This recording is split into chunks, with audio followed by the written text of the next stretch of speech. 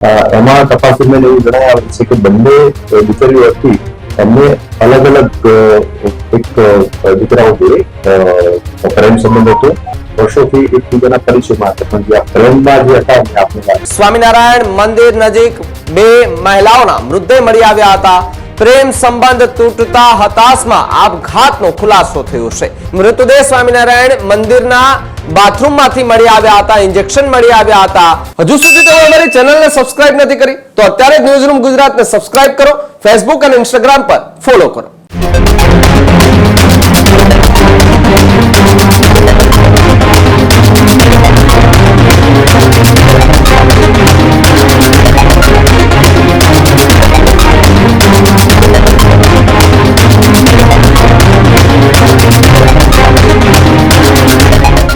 એક મહત્વપૂર્ણ સમાચાર સામે આવી રહ્યા છે. થોડા દિવસ પહેલા બે યુવતીઓના મોતનો મામલો સામે આવ્યો હતો, ત્યારે સુરતના ડિંડોલી ડબલ ડેથ કેસમાં નવો વળાંક સામે આવ્યો.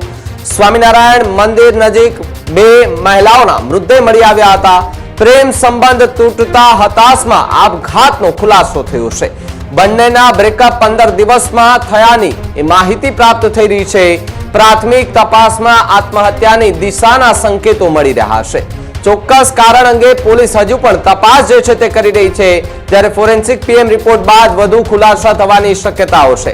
એક યુવક એ મીશો કંપનીમાં પેકિંગનું કામ કરતો હતો, તે પ્રકારની વાત ડીસીપીએ કરી. બીજો યુવક ડીજે તરીકે કામ કરતો હતો.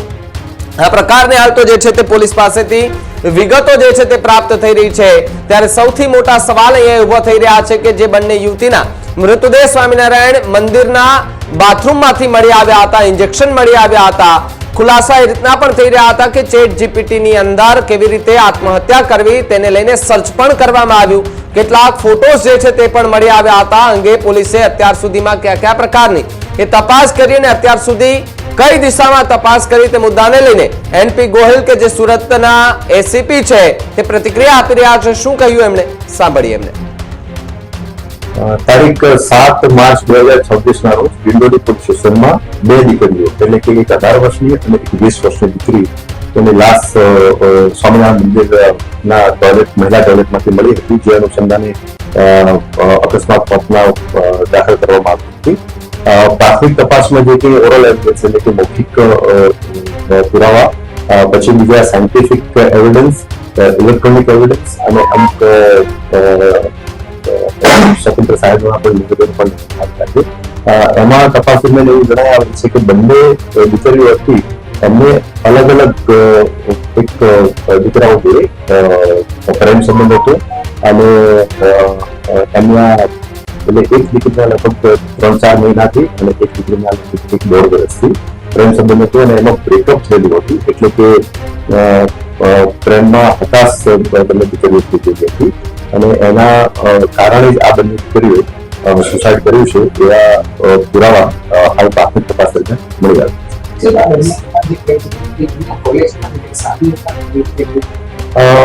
મેં જેમ આપને વાત કરી એમ કે 7 તારીખે બનાવ દાખલ થયેલો છે અને 2 દિવસ હજુ તો તપાસ કરી છે.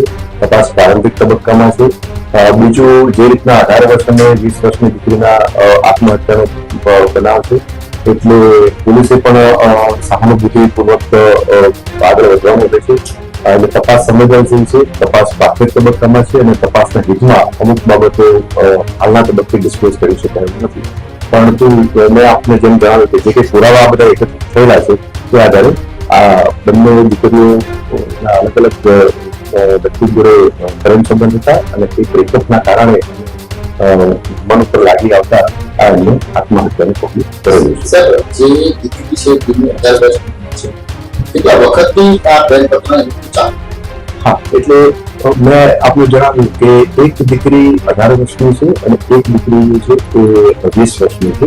એટલે એ દીકરીની 18 વર્ષની છે એને એક 2 મહિનાથી પ્રેમ પ્રકરણ ચાલતું હતું અને જે 20 વર્ષની જે દીકરી છે એક વ્યક્તિના જોડે પ્રેમ. સર, પહેલી તરફથી કોઈ ત્રાસ આપવામાં આવતો હોય, ખોટી રીતે બ્રેકઅપ કરવામાં આવતો હોય, એવી કોઈ જેથી કરીને દીકરી હતાશ થઈને આ પગલું ભર્યું. ના, હાલ સુધીની તપાસ દરમિયાન એવા કોઈ ત્રાસના એવા કોઈ પુરાવા મળી આવતા નથી. તેમ છતાં મેં આપને જેમ વાત કરી એમ કે તપાસ બિલકુલ પ્રારંભિક તબક્કામાં છે અને સંવેદનશીલ છે. એટલે આજે પોલીસ એ રીતના સહાનુભૂતિ રાખી અને આગળ વધી રહી છે. આના તબક્કે આ પ્રાથમિક કારણ જે છે એ clear છે. સર પોલીસને શું એવો ફરિયાદ કે પોલીસ કહી શકે કે ટ્રેનમાં હતાશ થઈને જ આ પગલું ભર્યું છે? મેં આપને જેમ વાત કરી એમ કે અમુક મૌખિક પુરાવા મળ્યા છે, સ્વતંત્ર સાક્ષીઓના નિવેદન પણ જોવામાં આવ્યા છે.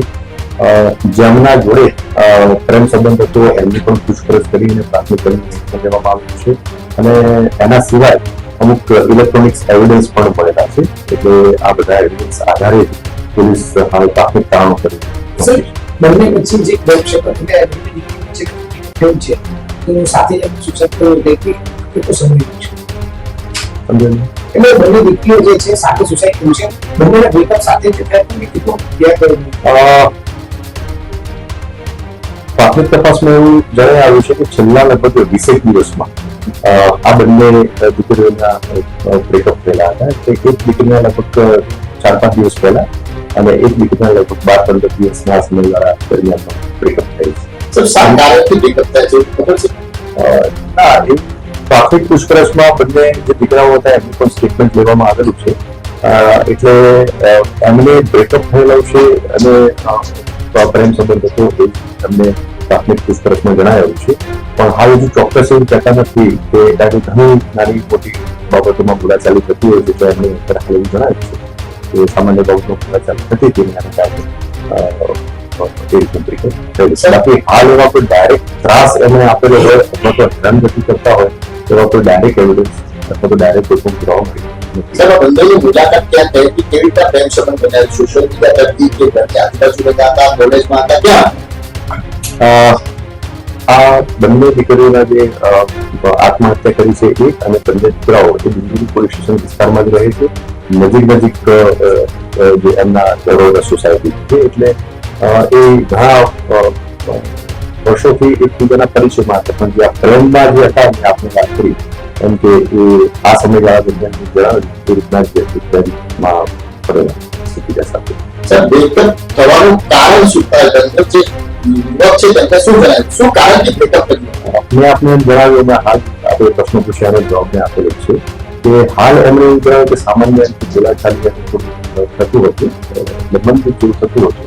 કારણ એમણે જે બંને દીકરાઓ હતા એમણે આમની જોડે બ્રેકઅપ એટલે કે હું તમારા જેવી મિત્રતા નહીં રાખું એવી વાત કરી છે. પણ ચોક્કસ હજુ કારણ એવું જણાવ્યું નથી. એટલે એ બાબતમાં આપણે વધુ પૂછપરછ ચાલુ છે અને આગળ જે તે તપાસમાં થશે આપણે જાણ કરીશું. સર આ બંને દીકરાઓ છે જો યુવક છે તે બંને પરિચિત છે પાછળ એકબીજા સાથે?